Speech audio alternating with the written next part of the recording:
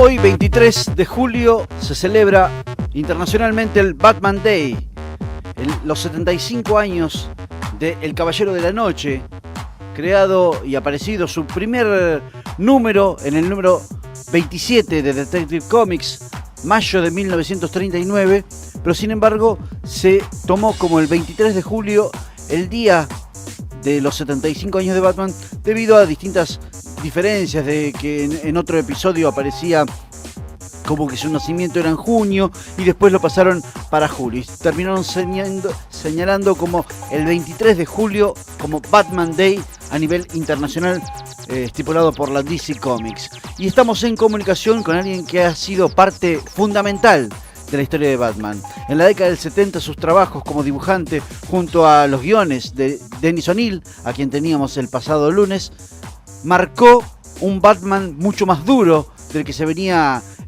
estilando hasta ese momento por la serie de televisión y por los mismos cómics. Estamos en comunicación con Neal Adams. Neal, un placer estar charlando con vos.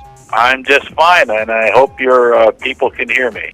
Dice que está muy bien y que espera que la gente lo pueda estar escuchando perfectamente. Sí, obviamente que lo están escuchando muy bien. Y ya que hoy es el día de Batman, pero digamos, si vamos a Batman hoy, es fácil ver a Batman como el caballero oscuro que se pasea por las sombras, pero algo parecido nosotros contamos con Dennis O'Neil.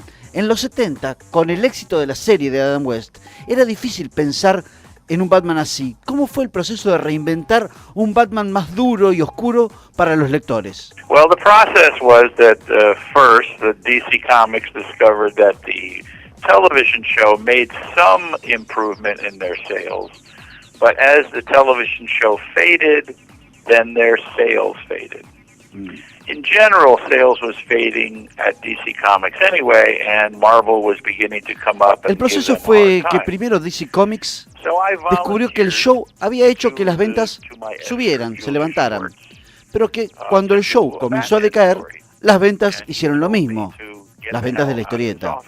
En general, las ventas en DC estaban decayendo porque Marvel estaba creciendo y dándoles pelea. Entonces, él se ofreció a su editor, Julie Schwartz, a hacer una historia de Batman. Y me dijo que me vaya de su oficina. Un mes después, volví a proponerle lo mismo y me volví a echar. En esencia, había problemas con contratos con Bob Kane y algunas obligaciones de la compañía con el personaje. Pero el hecho era que estaba vendiendo poco. Batman estaba vendiendo poco y Detective Comics vendía menos todavía. Ese era el otro título con el que aparecía el personaje de Batman. Había dos títulos, dos revistas en las que aparecía Batman. Batman y Detective Comics. Entonces, no me ponía de acuerdo con mi editor, Julie Schwartz, a quien quería mucho yo.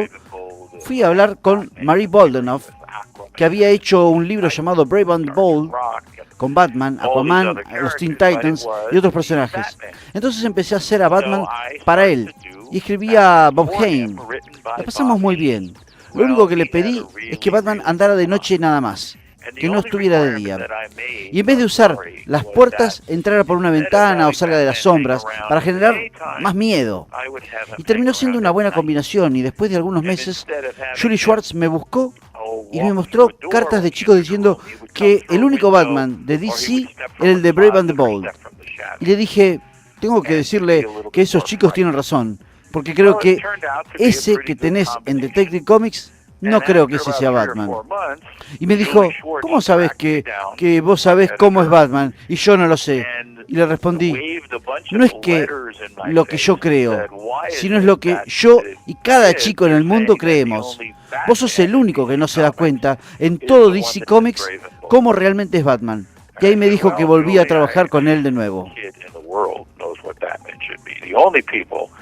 That don't seem to know what Batman should be are people here at DC Comics. So he told me that I was working for him. ¿Cómo es el proceso frente a la página en blanco? O sea, cuando tenés que trabajar con Batman. I never had any problem with a blank page. You must understand. Before I get to the blank page, I know very well what I'm going to do. I know how I'm going to approach it. And I know that I'm not going to make the silly mistakes that some people made when they were doing Batman. After all, Batman is not a man who can walk down the street in the daytime in his long underwear with a bat on his chest. And in Nunca the tuve el daytime, problema de la children página en pointing blanco. at him and saying, Antes de "Mommy, llegar a mommy, eso, that ya man's sé muy wearing his bien lo que voy a underwear in hacer. the daytime." Sé cómo lo voy a encarar y sé que no voy a caer en los errores que cayeron otros artistas anteriormente. Batman no puede caminar en medio del día en calzoncillos largos con un murciélago en el pecho. Y en el día, con chicos señalando a ese adulto con calzones largos. Yo sabía que tenía que convertirse en esa criatura de la noche. Tenía que aparecer de manera dramática y asustando. No lo tuve que pensar mucho eso. Ya lo había hecho mucho tiempo antes del show de televisión. Solamente copié eso. La diferencia era que yo dibujaba mejor que otros. Usaba mejor la anatomía, la perspectiva, más realísticamente. Y en eso se convirtió esta industria. Ahora tenemos mejores artistas que al principio. ¿Cómo aprendió a dibujar de manera tan natural? ¿Estudiaste anatomía o algo así? You have to study everything. You have to be an art student, and you have to learn anatomy. It's no different than learning to be a lawyer or learning to be a doctor. You have to learn, and if just because somebody stops you when you're 15 years old and offers to have you draw a comic book for them, just because you seem to have some talent, doesn't mean that it's okay for you to stop learning. Tenés que estudiar todo. Tenés que estudiar arte, tenés que estudiar anatomía. No es diferente a ser un abogado o un doctor. Tenés que aprender. Y si alguien te contrata para dibujar un cómic a los 15 años porque le parece que tenés talento, no por eso vas a dejar de estudiar. Tenés que convertirte en un artista. Y eso es lo que yo soy. Me parece raro que la gente no entienda que sigo estudiando arte desde joven. No es porque me estén pagando que no tenga la obligación de seguir aprendiendo para ser un mejor artista. Eso lo recomiendo a todos. No porque te paguen quiere decir que ya sos un buen artista. Debes tener tu conciencia y tu orgullo profesional para convertirte en un artista mejor. El artista que deja de estudiar es un obstáculo para que la industria avance. To drive you on to become a better artist. And that's what artists should do. It's the artists who stop that stand in the way of our business moving forward. En los primeros 2 años de Batman, creaste 2 personajes muy recordados, muy memorables. En 1970, Man-Bat, con guión de Frank Robbins. Y en 1971, Razgul, con guión de Dennis O'Neil. ¿Cómo fue la idea de concepción de estos 2 grandes enemigos para Batman? Well, okay, with Man-Bat, I approached Julie Schwartz and I said, "Look, Julie, you have to pay attention to the fact that Gotham City seems to be filled with clowns. The Mad Hatter, the Riddler, the Joker. You need something that is of today. So a character like Man-Bat would be a good character because he's based in science. He's based in other things that are not just simply clownish. He is not a Mad Hatter. Like there's a Mad Hatter in Batman." Yes. So he said, "Well, Con what Man-Bat character fue así. do you have?" Le dije a Julie Schwartz, And I said, mi "Well, editor, I have a character necesitamos called algo Man-Bat." actual. Ciudad Gótica And he parece estar started to laugh. llena de payasos. And I said, "You know, Julie, El sombrerero, el guasón, el acertijo. Entonces, un personaje como Man-Bat, que está basado en la ciencia y no en cosas payasescas, no es el sombrerero." Entonces le presenté a Man-Bat y se empezó a reír. Y le dije, ¿sabes? Alguien en Marvel se va a convencer que un personaje llamado Man-Bat puede ser una buena idea. Y se van a mofar de DC Comics al crear ese personaje.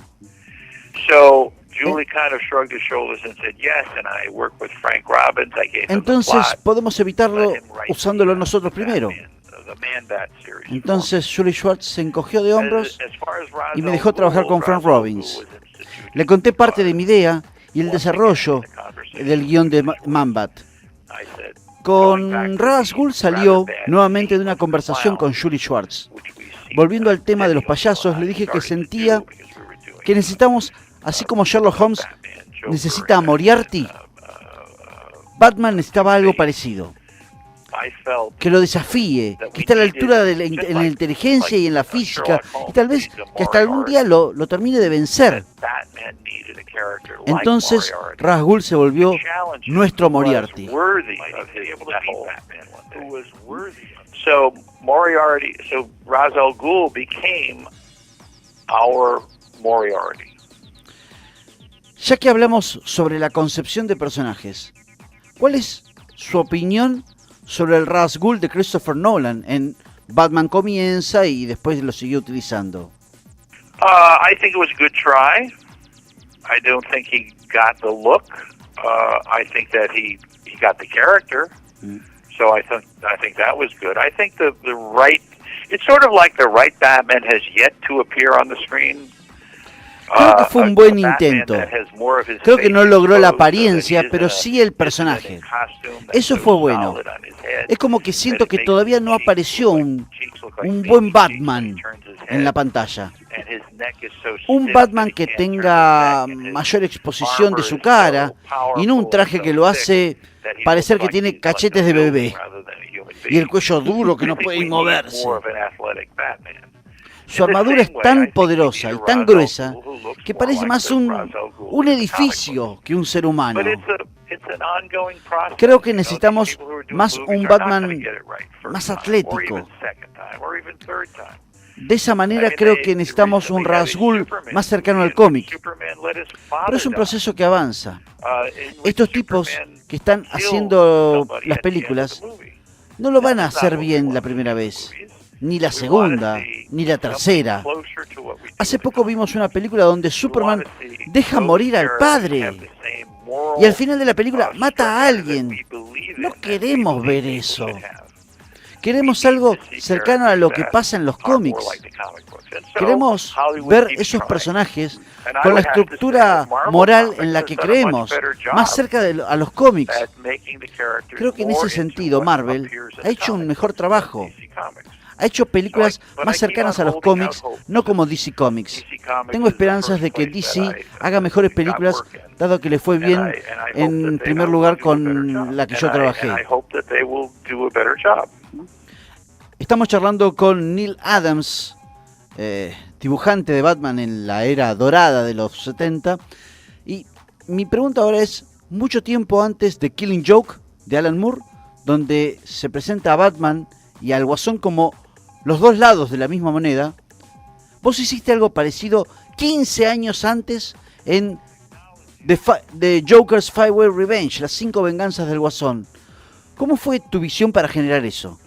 Well, you have to understand that the technology of doing the Joker book and the availability of doing that kind of a graphic novel was not available to us. But I would say in Joker's Five-Way Revenge, we defined the Joker.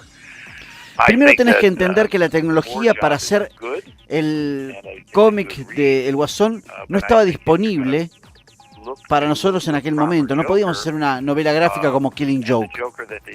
Pero lo que te puedo decir es que en esa historia de Joker's Five-Way Revenge redefinimos al Guasón. Creo que el trabajo de Alan Moore es bueno para leer. Pero creo que si vas al verdadero Guasón y al que hicieron en la película, ¿te acordás que empieza a matar a todos sus matones al principio de la película? Así empezaba las 5 venganzas del Guasón. Entonces creo que ese estaba más cerca de mi historia que de la otra. Tus historias se han acercado a decisiones dramáticas con personajes conocidos. En una edición histórica de Linterna Verde, Flecha Verde, de ese cómic que lo juntaba, nos hiciste descubrir que Speedy, el ayudante original de Flecha Verde, era adicto a la heroína. ¿Eso fue aceptado rápidamente por el editor o tuviste que luchar para mantener tu posición? Struggle. Luchar. No, what I realized was that when I was doing a Green Lantern, Green Arrow with Denny O'Neil, who was doing a brilliant job writing the stories, that we were running out of topics. We were running out of themes to work. For example, one of the last themes was overpopulation, which Denny may have felt strongly about, but in its own way was a stupid subject. you can fit the population of the Earth into the state of Texas. So I don't think that that's a problem for that generation. And I felt that we were, tuve que luchar muchísimo. Lo que me di cuenta cuando estaba armando la historia con Dennis O'Neil, que estaba haciendo un gran trabajo escribiendo las historias de Flecha Verde, Linterna Verde, nos dimos cuenta que nos estábamos quedando sin cómics, sin historias para trabajar, sin tiempo, sin... Por ejemplo, uno de los últimos temas era la sobrepoblación del planeta, que Danny estaba de acuerdo en usar ese tema, pero un tema medio estúpido, porque vos podés meter toda la población del planeta dentro del estado de Texas. Entonces, no creo que sea un problema de esta generación. Entonces, no hemos hecho nada sobre adicciones.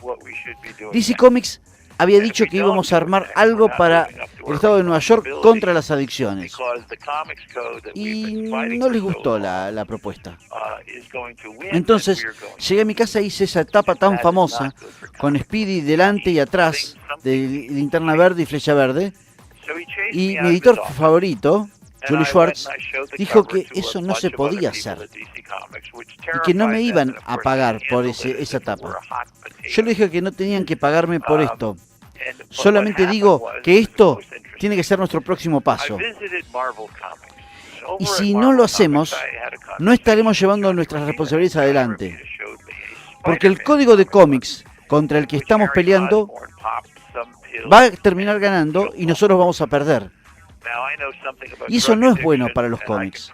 Algo tiene que cambiar. Entonces me echó de su oficina. Y se lo empecé a mostrar a otros en DC, que los aterrorizó. Y lo soltaban como si fuese una papa caliente, esa etapa en la que Speedy estaba con las drogas como vencido y atrás estaban Linterna Verde y Flecha Verde como custodiándolo. Y me fui a Marvel. Y ahí charlé con John Romita. Y ahí me mostró un número donde Harry Osborn se tomaba una pastilla y se tiraba de un edificio en un cómic de Spider-Man. Y algo de drogarse. Así que alguien que toma una pastilla seguramente no salte, sino se vaya a un rincón a llorar. Pero bueno, esa era la visión de Stan Lee de lo que hacían las drogas. Entonces le pregunté a John Romita qué había pasado con esa secuencia donde se tomaba la pastilla. Entonces Stan Lee fue con su tío, su nombre era Goodman, y le dijo que quería hacerlo sin el código de aprobación de los cómics. ¡Wow! Eso era interesante. Entonces siguieron y lo hicieron. Entonces, al tiempo de que lo editaron, fui y le pregunté a John Romita qué había pasado con el libro de Spider-Man. Me dijo nada, no pasó nada. Nadie se dio cuenta que había salido sin el sello de aprobación de la comisión de los cómics. Nadie escribió ni cartas, ni se dieron cuenta. Yo me reí, porque teníamos esa tapa y no la habíamos usado. Y les conté lo que había pasado con Stan Lee en Marvel. Y todos se pusieron como gallinas sin cabeza, así, a caminar como sin encontrar el rumbo. Le hubiesen podido ganar a Stan Lee y perdieron la oportunidad. Entonces llamaron a una reunión con la autoridad del código de los cómics, que en sí eran las empresas mismas de los cómics, y que en 5 días reescribieron el código. Le sacaron los dientes al código, le sacaron la mordida, ya no mordía ese código. Y ahora obviamente no hay código. Entonces, al otro día de eso, vino Julie Schwartz y nos dijo, hagan esa tapa. Al fin y al cabo ganamos. Pero Stan Lee lo había hecho mucho antes que nosotros. Hasta acá llegamos. Hasta acá llegamos con la primera parte de la entrevista a la leyenda misma del cómic de Batman. Estamos hablando de Neal Adams, quien está charlando con nosotros. Tanda, 2 temas y seguimos charlando con Neal Adams hoy en el Batman Day.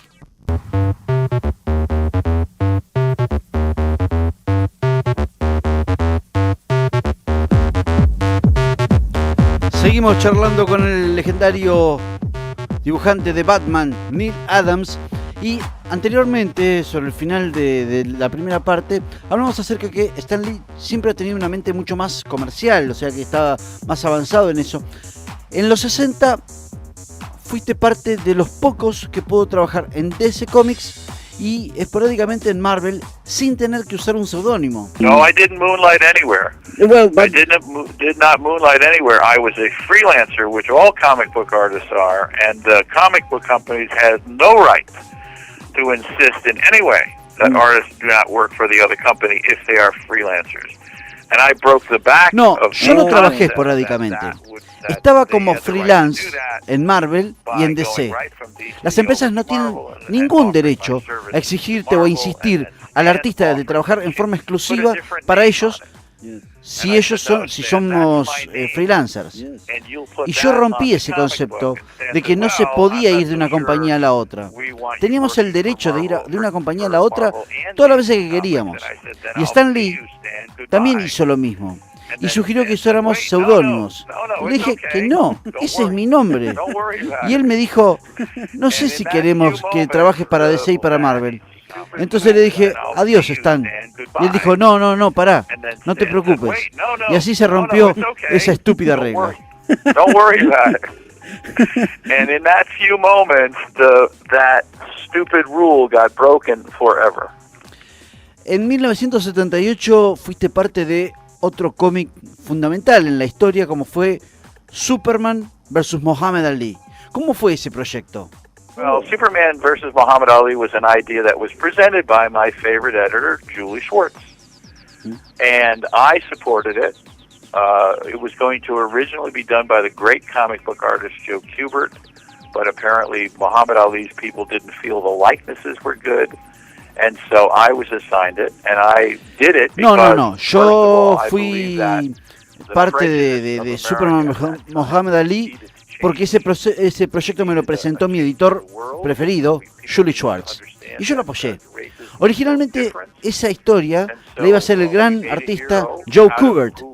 Pero al parecer a la gente que trabajaba con Muhammad Ali no le gustó porque dice que no lo sacaba parecido. Y me lo dieron a mí. Y lo que hice fue porque creía que el prejuicio de Estados Unidos tenía que cambiar, que no había diferencias entre las razas. E hicimos a un héroe de alguien que ya era uno en el mundo de los deportes y se enfrentaba a Superman.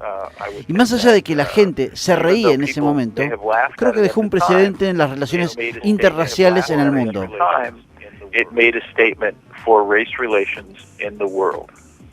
Esa posición que contó hace un rato, trabajar en las dos grandes compañías al mismo tiempo, se tornó más en una posición política en los 70, cuando también lograste que se le den los originales a los artistas, que se le devuelvan los originales a los artistas, entre otros derechos que consiguieron los artistas del cómic. Algo que es común hoy en día, pero que en esa época era algo bastante raro, bastante difícil que se le devolvieran los originales. ¿Cómo laburaste esa idea? Well, it didn't grow into me. It was there already. I mean, I had a syndicated strip before I did comic books. It was based on the Ben Casey TV series, and of course, the artwork was returned to me. And my artwork for the various companies that I worked for was returned to me once I insisted that it be returned. The principle that the artwork might belong to the publisher is an outrageous and archaic concept based on the fact that they paid me money, so therefore they own the artwork. But of course, they own the rights to reproduce it. And whether it's in America or South America or wherever, the right fue to algo reproduce que no fue artwork creciendo has en nothing mí, to do with ya the estaba dentro ownership mío. of the Yo tuve actual una tira artwork, cómica en todo el the país, physical artwork. antes de hacer cómics, que estaba basada en el show de Ben Casey. Y en ese momento me devolvían los originales. Y por lo general, cada vez que yo pedí que me devolvieran los originales y que insistía en que me devolvieran los originales, me los devolvían. El principio de que el arte pertenece al que lo publica está basado en un concepto totalmente arcaico y perimido. Que porque lo pagan les pertenece es ridículo. Pero ellos tienen los derechos a reproducirlo, nada más. Ya sea en Estados Unidos o en Sudamérica o donde sea, el derecho de reproducir el arte no tiene nada que ver con la propiedad de los originales. En el estado de Nueva York tenemos impuestos a las ventas. Si vendés algo, tenés que pagar los impuestos de venta. Si vendés algo que tenés o una imagen que colgás en tu pared, pagás ese impuesto y va al Estado. Si estás vendiendo algo físico, si vendés el derecho a reproducir algo, no pagás impuesto. Y se llegó a eso al final. Las compañías no habían pagado ese impuesto por 15 años y se quedaban con cosas que no les correspondían. Entonces, la gente de impuestos no le gustaría saber eso. Y sería lindo que vayan a DC y a Marvel a pedir esos impuestos de los originales que se quedaron nuestros, que ellos los vendieron, comercializaron y no me los devolvieron. También vos, Neil, has ayudado a mucha gente, como consiguiendo, por ejemplo, una pensión a los creadores de Superman, a Jerry Siegel y Joe Shuster, que por años estuvieron peleando y casi estaban en la miseria, y vos, cuando estaba todo el boom de Superman, lograste que Warner y DC Comics les dieran una pensión. ¿Cómo fue eso? That's correct. I'm not the type of person that you should really come up against and cross in a mean kind of way, because I do not stand for things that are gray or you may be right. I only stand for things where the other person is wrong 100%. Not to take care of the creators of Sí, es correcto. Eso fue lo que hice. Yo no soy el tipo de persona que te conviene cruzarte si te miro medio mal. Yo tomo una posición. Ante algo, yo tomo una posición. Cuando algo está realmente mal. Y no hacerse cargo de los creadores de Superman no solamente estaba mal, sino que era una estupidez. Y cuando algo está mal y es estúpido, me enojo. Y no es una buena idea hacerme enojar. Se debe hacer una discusión sensata y llegar a una solución. Y en este caso, estaban equivocados. Jerry Siegel y Joe Shuster, no importan las razones por qué se encontraron tan mal cuidados, deberían haber sido cuidados por el personaje que crearon y siendo sus tutores.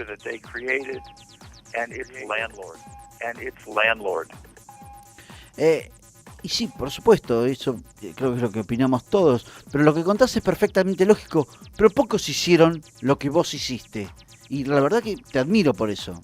Thank you, but I feel we all have a certain responsibility. Gracias, pero siento que todos tenemos algo de responsabilidad.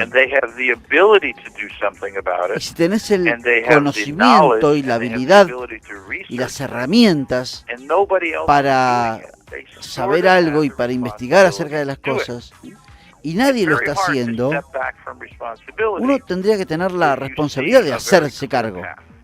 Es difícil alejarse de la responsabilidad si el camino es tan claro y evidente.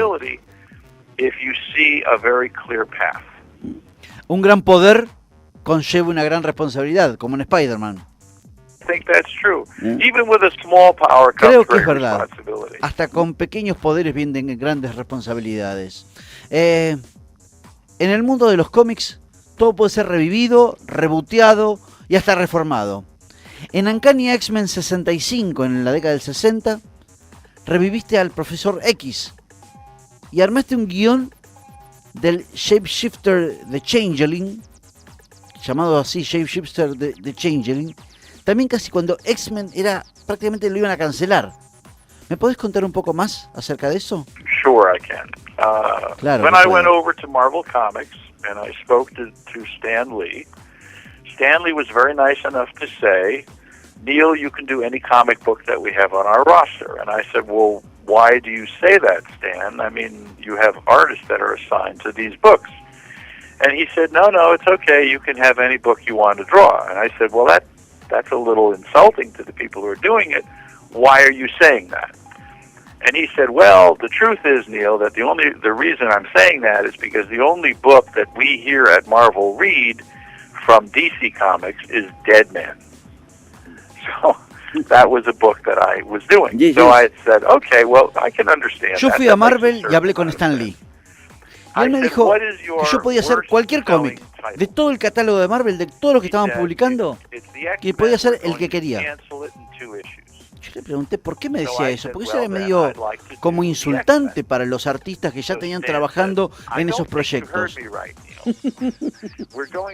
Y ahí me dijo, pasa que lo único que escuchamos, que leen nuestros dibujantes y nuestros lectores de DC Comics, es Deadman. Y Deadman era una historia que estaba haciendo yo en ese momento. Entonces lo entendí. O sea, tenía como un run atrás a favor mío. Y le pregunté qué era lo que menos vendía. Me dijo que X-Men. Estaba a punto de ser cancelado en 2 números. Entonces quiero hacer ese, le dije. Y me dijo, no creo que no me escuchaste del todo bien. Lo vamos a cancelar en 2 números, en 2 revistas, en 2 meses. En ese caso, lo hago. Porque seguramente no me van a hinchar ustedes. Y voy a poder hacer lo que quiero en el estilo de Marvel. Lo podía escribir y dibujar. Y entonces Stan Lee me hizo una propuesta. Yo hacía esos 2 números, después la cancelaban y yo hacía Los Vengadores, Avengers. Dije, bueno, está bien, accedí. Y lo que pasó fue que hice 10 números de X-Men. Y aunque lo cancelaron, eso sirvió para relanzar la franquicia. Todos los artistas que entraban a Marvel querían hacer X-Men por esos 10 números que yo había hecho. Y después hice Los Vengadores también. Tal vez te diste cuenta que en la primera película de X-Men, la historia era la de que Magneto tenía una máquina para convertir humanos en mutantes.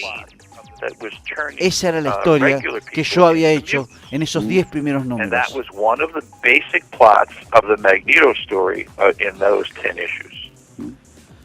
Mi última pregunta. Batman cumple 75 y vos tenés 73 hoy por hoy.